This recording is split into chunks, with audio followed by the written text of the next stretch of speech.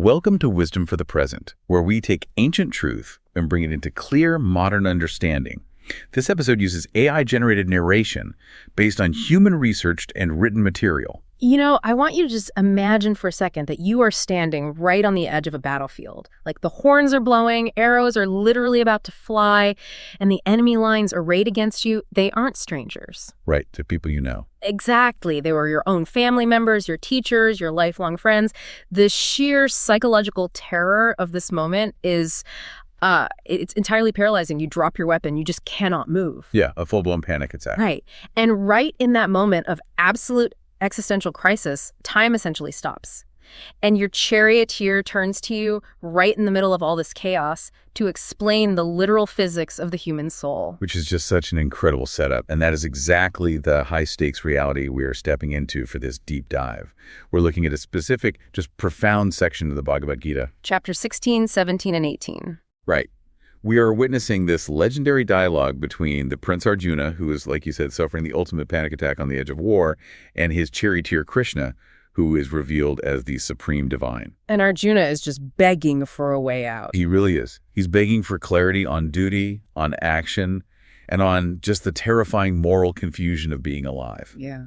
And what he gets in response is not, a vague philosophical pat on the back. No, not at all. It is an unapologetic, razor-sharp diagnostic tool for the human condition. Yeah, and I think it's important to understand why this ancient framing matters so much for us today. Because when we usually discuss human behavior or ethics, we tend to comfortably live in this messy, unpredictable gray area. That's for sure. We love the gray area. Right. We expect ambiguity. We excuse our own compromises.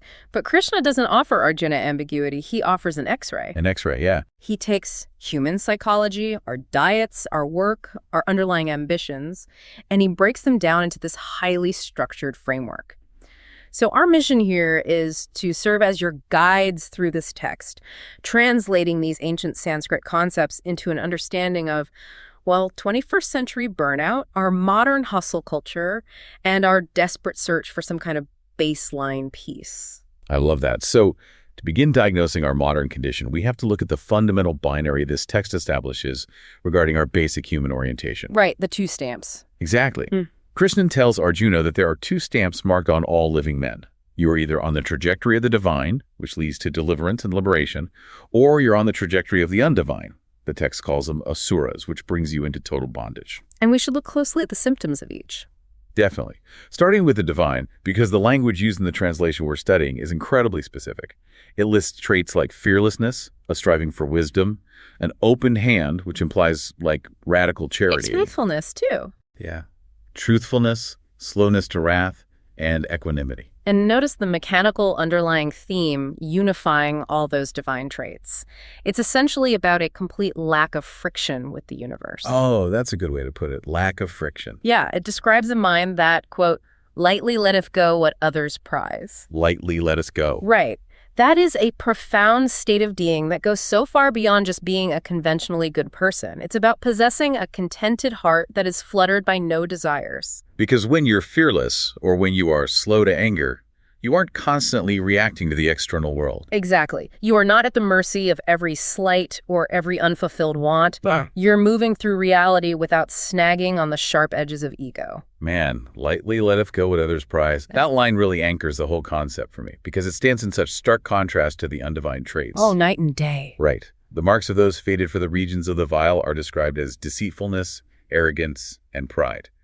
But the text digs deeper than just, labeling them as malicious. It exposes their entire philosophical worldview. Exactly. It says they genuinely believe the world does not have a law or an order. They say reality is none other than a house of lust. And because they see no higher structure, they are entirely surrendered to insatiable desires. And the psychology behind that undivine mindset is completely rational if you accept its starting premise. Wait, rational? How so? Well, think about it. If you truly believe the universe is just a random, meaningless collision of matter with no underlying moral fabric, if it is literally just a house of base desire, then your only logical response is to consume as much as you can, as fast as you can before you die. Wow. Okay, yeah, I see that. The text explicitly outlines the internal monologue of this mindset. It says, they cry, here it finisheth. Meaning this material life is all there is. Right. There are no consequences beyond the immediate, so I must extract every ounce of pleasure and power available to me right now. And if we map that insatiable ancient mindset onto today, it looks terrifyingly like standard corporate ambition. Oh, it's identical. The language hasn't even changed. The text quotes this hypothetical undivine person saying, and I'm quoting here, "Thus much today we gained. Thereby such and such wish of heart shall have its fill.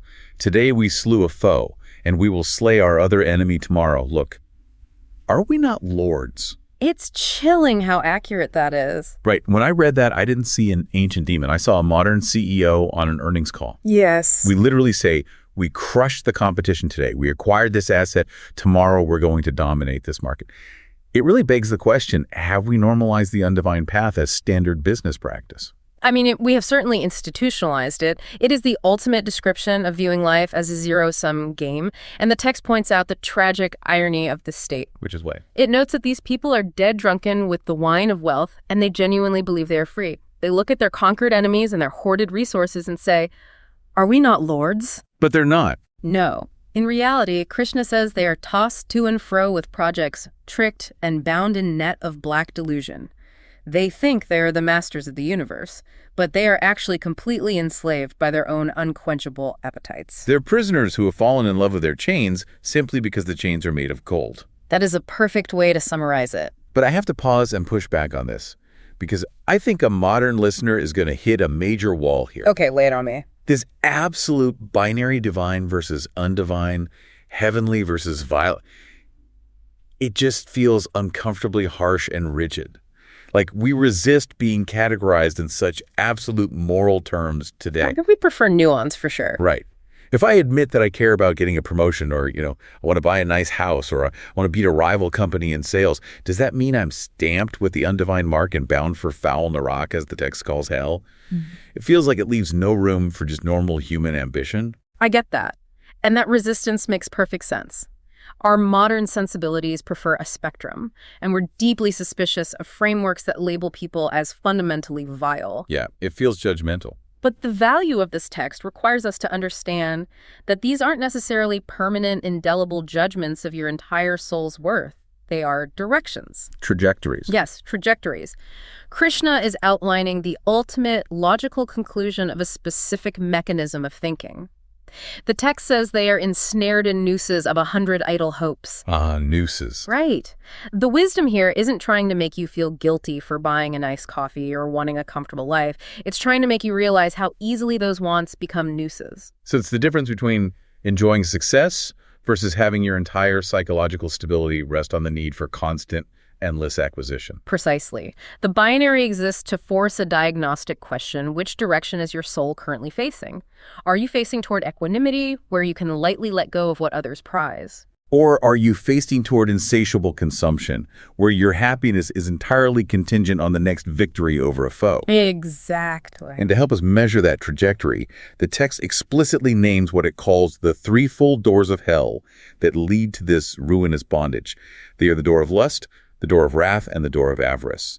Krishna says, let a man shun those three. But what is crucial here isn't just knowing the three words, it's understanding the mechanical pipeline that connects them. Break that down for us. Notice how these three form a chronological sequence of psychological suffering. It always starts with lust, which in this context means craving the endless hunger for more pleasure, more status, more stimulation. That is the baseline state. Right. I want the thing. Exactly. But reality rarely gives us exactly what we want when we want it. So when that craving is blocked, denied, or delayed by reality, the resulting friction generates intense heat. That heat is wrath or anger. Oh, I see. And if you do manage to achieve the craving, if you actually get the promotion or the wealth, the mind immediately shifts to defending it. That is avarice or greed. Protecting the hoard. Yes. It is the profound, cold fear of losing what you have managed to acquire. So you see the trap. You are never at rest. You are either burning with the craving of lust, burning with the frustration of wrath because you don't have it, or shivering with the avarice and paranoia that someone is going to take it away from you. Craving, frustration, and fear. You just bounce between those three walls continuously. That is the undivine path in a nutshell. That perfectly explains the modern anxiety epidemic. We are trapped in that exact pipeline. So here is a practical reflection exercise for you listening.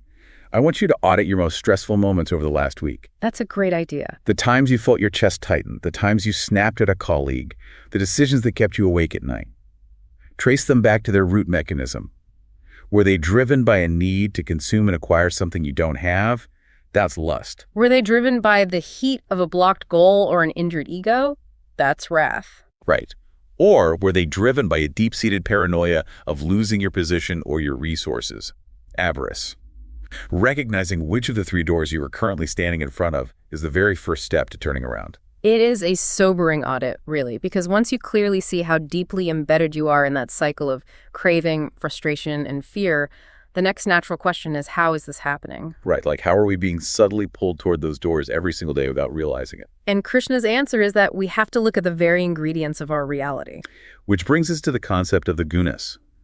Because if the paths of the divine and undivine are the X-ray of our moral trajectory, the gunas are like the nutritional label for reality itself. Oh, I like that analogy. The text breaks down absolutely everything in human life, our faith, our food, our actions, our charity, into three fundamental qualities. These three qualities are Sattva, Rajas, and Tamas. And how does the text translate those? Well, it translates Sattva as soothfast or true, representing light, purity, balance, and illumination. Rajas is translated as passion-stained, representing movement, intense desire, restlessness, and kinetic energy. And Tamas. Tamas is translated as dark, representing lethargy, ignorance, delusion, and inertia. What is so brilliant and frankly scientifically prescient about this ancient framework is its claim that everything in the material universe is made up of a combination of these three elemental qualities. And Krishna doesn't explain this with like high-minded abstract theory. He explains it using something every single human being understands intimately: food. Yes, the dietary wisdom here is incredible. It's stunningly modern. We all know how food changes our state of being. The text says Sattva food brings force, substance, strength, and health and joy to live. It describes it as well-seasoned, cordial, comforting. This is food that actually aligns with your biology. It's food that produces no unnecessary friction in the body. It digests easily, it provides sustained energy, and it leaves the mind clear. But then contrast that with the description of Rajas food. It says it is too biting, heating, salt, and sharp, and it brings aches and unrest and burning blood. And crucially, Krishna notes that this food is craved by too strong appetite. Burning blood.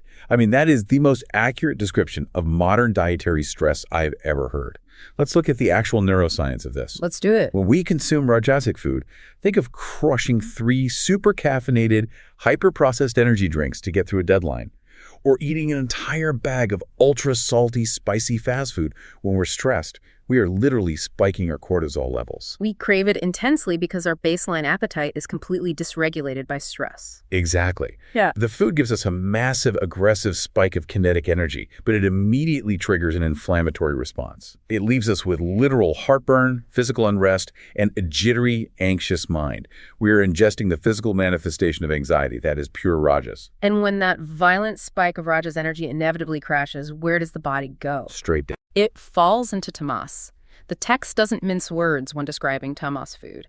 It calls it foul food kept from overnight, savorless, filthy, which the fowl will eat, a feast of rottenness. Yikes. Yeah, it is the heavy, lifeless, overly processed material that literally deadens your biology. It makes you lethargic, it clouds your thinking, and it makes you want to lie on the couch and stare blankly at a wall. You become inert. But the true genius of the gunas is that this framework applies to so much more than what we put on our plates. It applies to every interaction we have. Let's look at how the text describes the act of giving gifts or charity through the lens of these three qualities. This is where the psychological diagnostic tool gets very sharp. A Sattva gift is one given lovingly at the right time and place to a worthy recipient, asking absolutely nothing in return. Just pure giving. Right. The text says the giver thinks, "Now must I gladly give," because it is simply the right action to take in the alignment of the universe. There is no string attached. Wait, I have to challenge the reality of a purely Sattva gift here. Okay, go ahead. Is true unattached altruism actually possible for human beings? Well, Because even if I give money to a charity completely anonymously, with zero expectation of public recognition, I still get a psychological reward. I get a dopamine hit in my brain that makes me feel like a good person. Right, the warm glow. Yeah, exactly. Yeah. Isn't that internal feeling still a reward? Hmm. How does Krishna differentiate between doing it for a subtle internal ego boost versus this mythical true altruism? That is a brilliant distinction. The difference lies in the primary motivation versus the byproduct. Okay, unpack that. When you give a Sattva gift, the internal piece, or the dopamine hit, is a byproduct of acting in harmony with your duty and the universe. You aren't giving in order to get the dopamine hit. The feeling is just the natural resonance of a correct action. Ah, I see. However, if your primary motivation for giving is to secure that feeling of superiority, to manage your own guilt, or to build an internal identity of I am a savior, then the gift has slipped out of Sattva and into Rajas. So because Rajas is always transactional. Exactly. The text explicitly defines a Rajas gift as one where something is hoped again, or some end is sought, or it's proffered with a grudge. It is stained by the ego's need for a return on investment. Like, I will donate to your charity so you will come to my gala. Or, I will mentor you on this project, but I'm keeping a tally in my head so you owe me a favor later. It is giving as a mechanism of control. Which is how so much of modern networking operates, honestly. And then, of course, there's the Tamas gift, which the text describes as churlishly flung at evil time in wrongful place, made in disdain or harsh unkindliness. It's throwing a crumpled dollar bill at someone in need while actively insulting them. It doesn't bless the receiver, and it poisons the giver.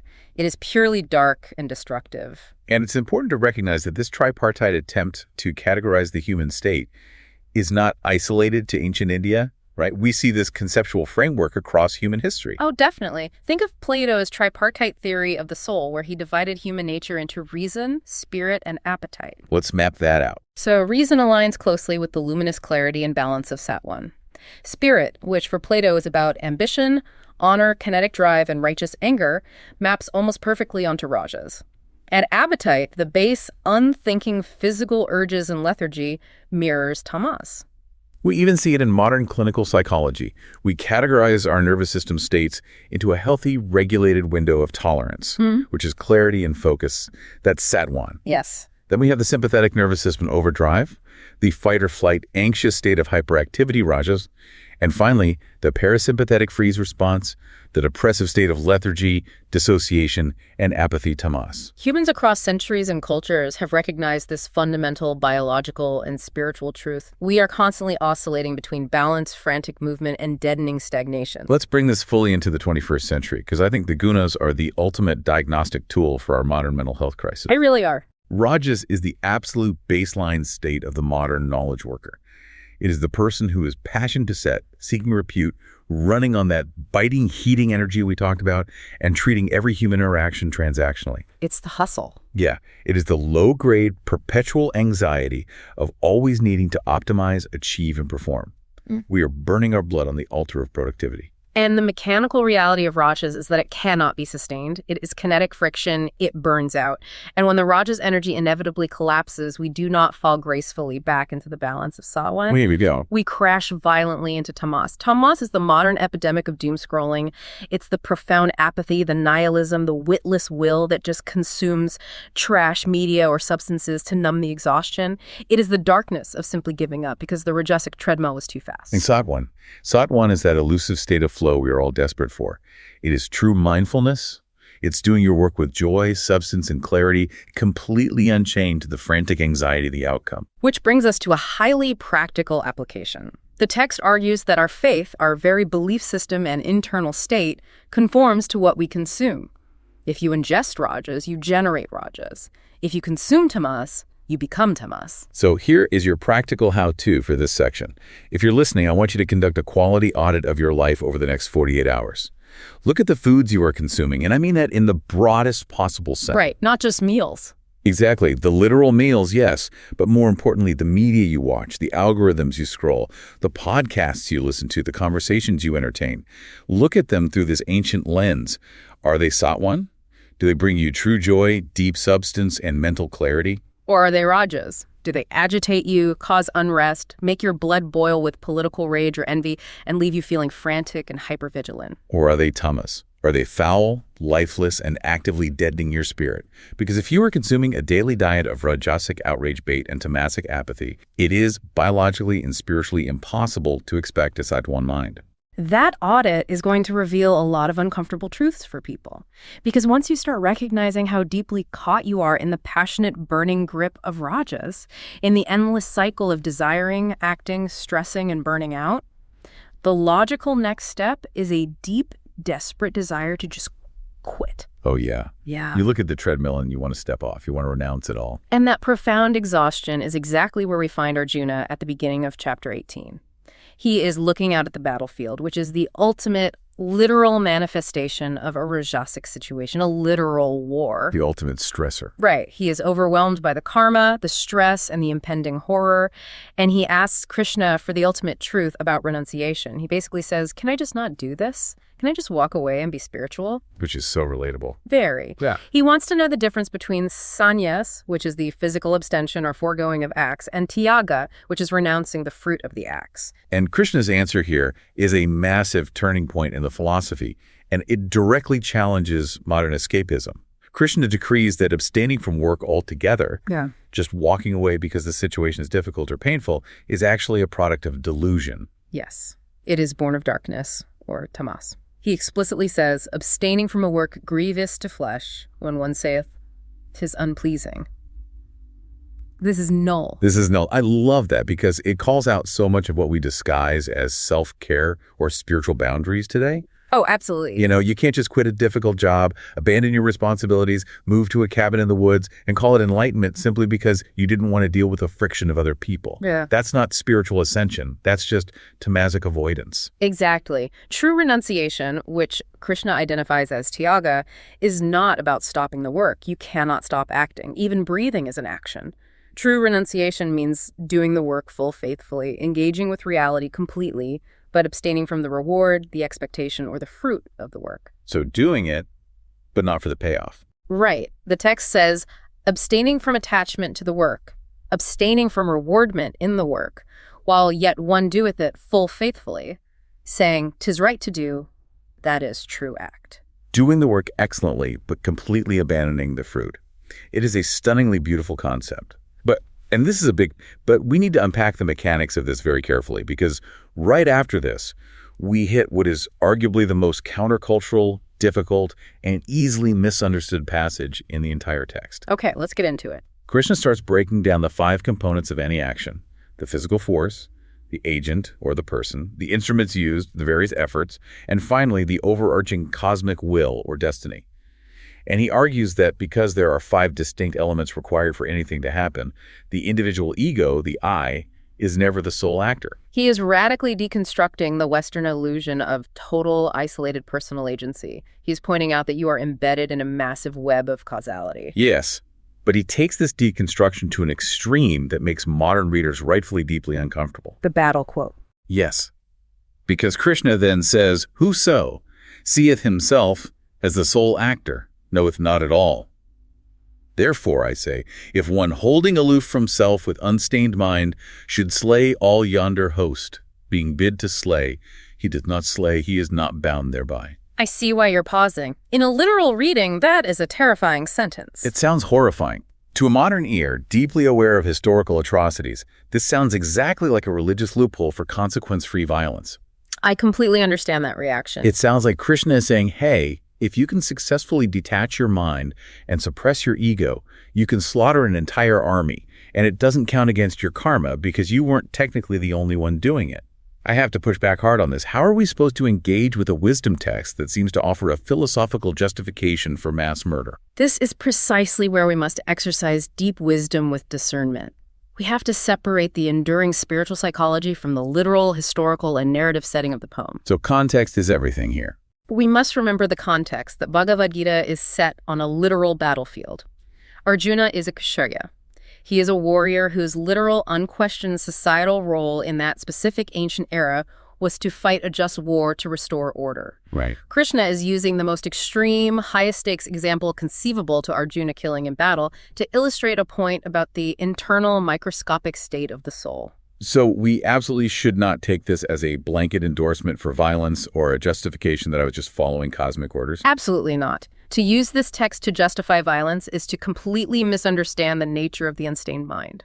The enduring wisdom here is a radical, painful deconstruction of self-importance. It is about ego death. Ego death. Okay, explain that piece. Krishna is saying that the vast majority of human suffering comes from the deeply held illusion that I am the center of the universe, that I am the sole independent doer of all my actions, and therefore I must hoard all the rewards of success, or bear the agonizing, crushing guilt of failure.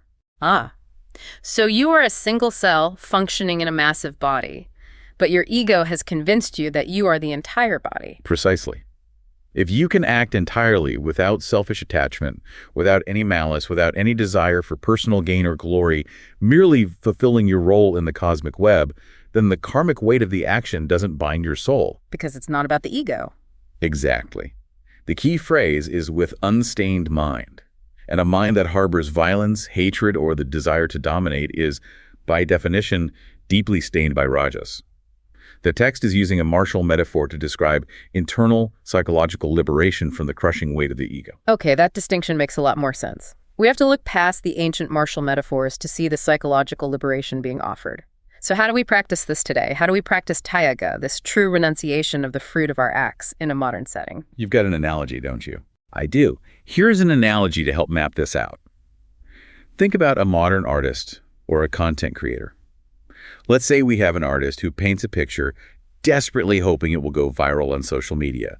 They are tracking the likes, they are reading every comment, their entire self-worth and financial stability is tied to the algorithm. That is pure raja. Yes, they are violently attached to the fruit of the action. And look at what that attachment does to the work itself.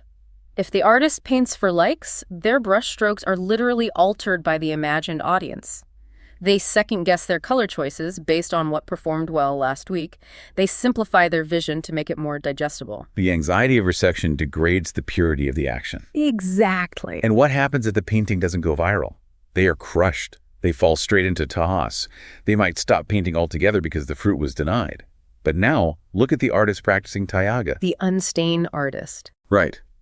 This artist paints because it is their inherent duty, their natural wiring, to create.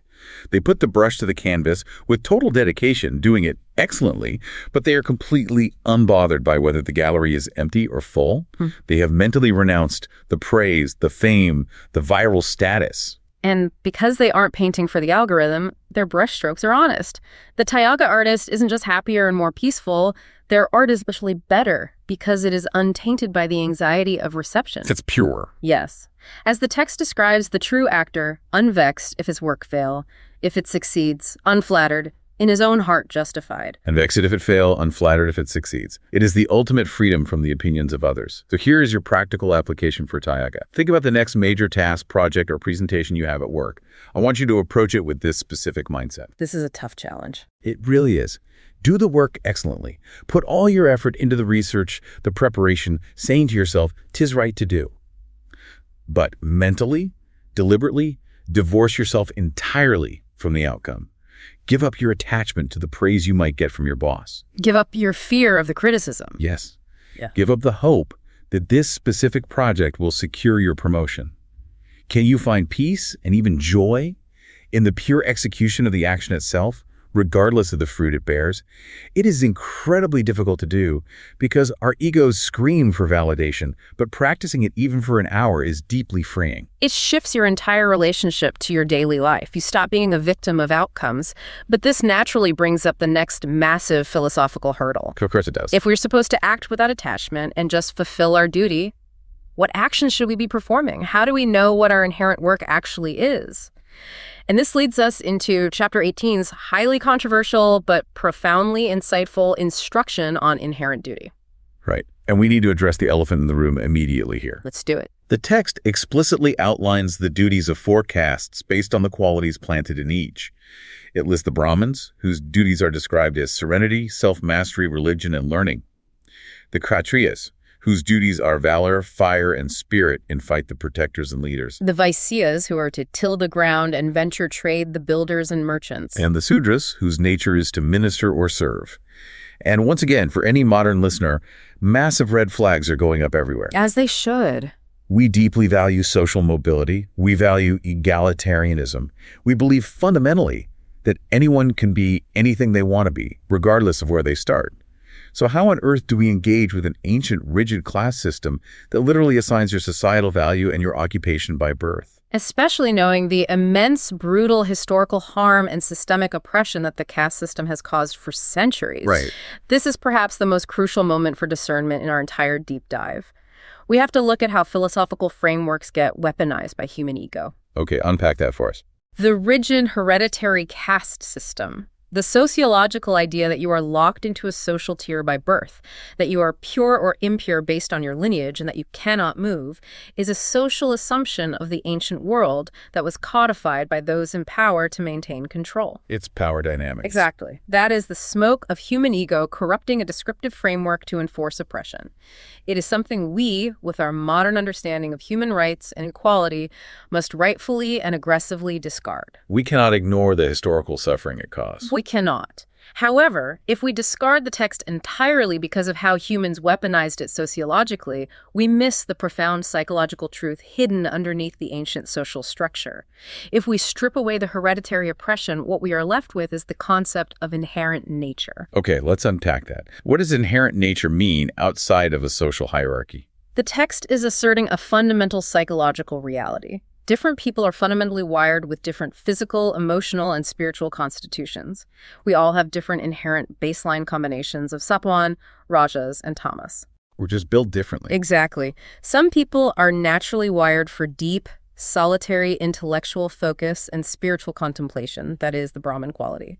Some people thrive in dynamic leadership, high-stress environments, and feel a deep drive to protect and organize others. That is the Kshatriya quality. Some are natural builders, entrepreneurs, and logistical organizers, the Vaisya quality. And some find their deepest, most authentic fulfillment in supporting, caring for, and serving a community or a family, the Sudra quality. So if we detach it entirely from oppressive hereditary classes, it's essentially an ancient personality typology. Right. It's acknowledging that we all have a unique, innate wiring, and that all of these wirings are necessary for a functioning ecosystem. Exactly. And the transformative insight here, the core wisdom Krishna delivers regarding this inherent nature, is found in this specific quote. Better thine own work is, though done with fault, than doing others' work, even excellently. Say that again. Better thine own work is, though done with fault, than doing others' work, even excellently.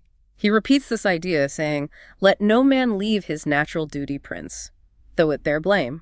For every work hath blame, as every flame is wrapped in smoke. Every flame is wrapped in smoke. That might be the most beautiful metaphor in the entire text. And I think it's the ultimate antidote to modern imposter syndrome. Oh, without a doubt. Think about the intense 21st century pressure we all face. Modern culture, amplified by social media, tells us that we can and should be everything. We are told we should be a brilliant, disruptive entrepreneur while also being a perfectly present parent, a fitness model, an intellectual thought leader, and a flawless social activist all at the exact same time. It's exhausting. And because we can see everyone else's curated highlight reels, we are constantly comparing our messy behind-the-scenes reality to a composite image of perfection that doesn't actually exist. Exactly. We suffer immensely because we are trying to do others' work. We are trying to execute a life that doesn't align with our inherent nature, simply because society currently assigns more status to that other life. That is exactly it. You might be someone who is inherently wired for quiet, supportive, meticulous work. You find deep peace in tending to a small community or mastering a quiet craft. But the modern Rajasic culture screams at you that if you aren't a disruptive, loud, visionary leader, you are failing. So you force yourself into that Kshatriya leadership role. Right. You hustle, you grind, you take the management position, and you are utterly miserable. You do the job with immense anxiety and fault. This ancient text is giving you radical permission to stop. Just stop. Yes. It's asking you to ruthlessly audit your life and lean into your unique psychological and spiritual wiring. It is better to do your own quiet work imperfectly than to perfectly execute a loud life that isn't yours. Because, as Krishna reminds us, every flame is wrapped in smoke. There is no perfect, frictionless path. The visionary CEO has the thick smoke of immense stress, alienation, and blind spots. And the quiet supporter has the smoke of being occasionally overlooked or undervalued by the broader culture. Right. You cannot escape the smoke of human existence. But you can choose the flame that naturally burns within you. When you align with your inherent nature, the work itself sustains you, even through the smoke. It is so freeing, just radically accepting who you are built to be, abandoning the ego's demand to be everything else, and doing your specific work without attachment to the fruit. And this brings us to the culmination of the entire text. We've talked about grand frameworks. We've mapped the moral trajectories of the divine and undivine. The two paths. That's right. We've analyzed the gunas and the qualities of action. We've redefined renunciation through Tyaga, and we've reclaimed the idea of our inherent nature. But at the very end of chapter 18, Krishna does something fascinating. What does he do? He moves beyond all the rules. He moves beyond the intellectual analysis and the intense psychological discipline he just spent chapters outlining. He offers Arjuna the ultimate, supreme directive. He calls for profound, total surrender. Yes. After explaining the entire complex grinding machinery of the universe and the soul, Krishna says, "And let go those rights and writ duties. Fly to me alone. Make me thy single refuge." Wow. He reveals a comforting final truth. There lives a master in the hearts of men, maketh their deeds, by subtle pulling strings, dance to what tune he will. With all thy soul, trust him, and take him for thy succor. It is a call to radical trust in the universe. Yeah.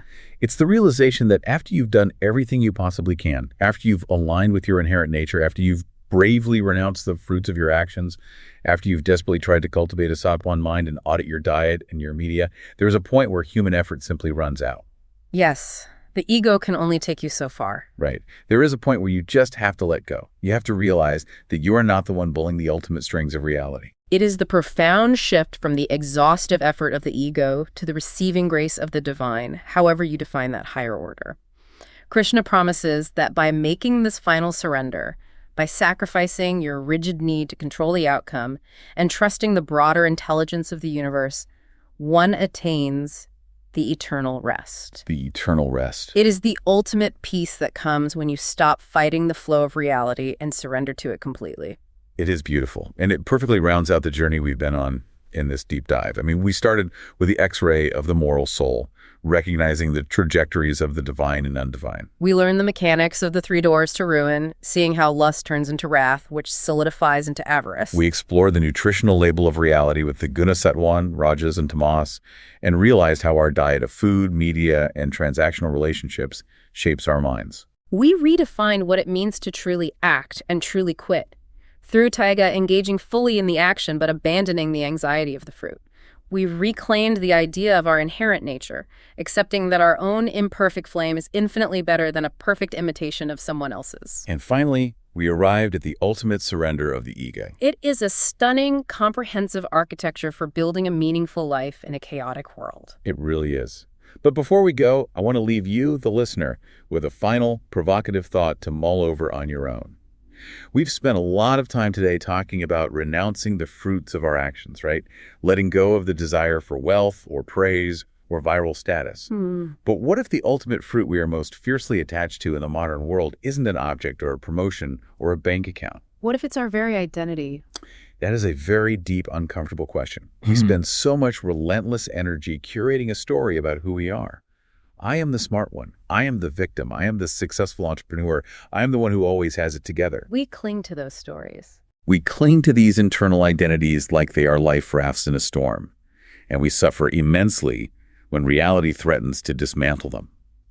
So, what would it look like tomorrow to do your work excellently, to fulfill your inherent nature, but to briefly, quietly let go of the rigid story you tell yourself about who you are? What profound freedom might you find if you renounce the exhausting need to constantly defend and project you? That's the heart of this section. This is Wisdom for the Present, where understanding leads to clarity, and clarity shapes how we see and live. We'll see you in the next episode.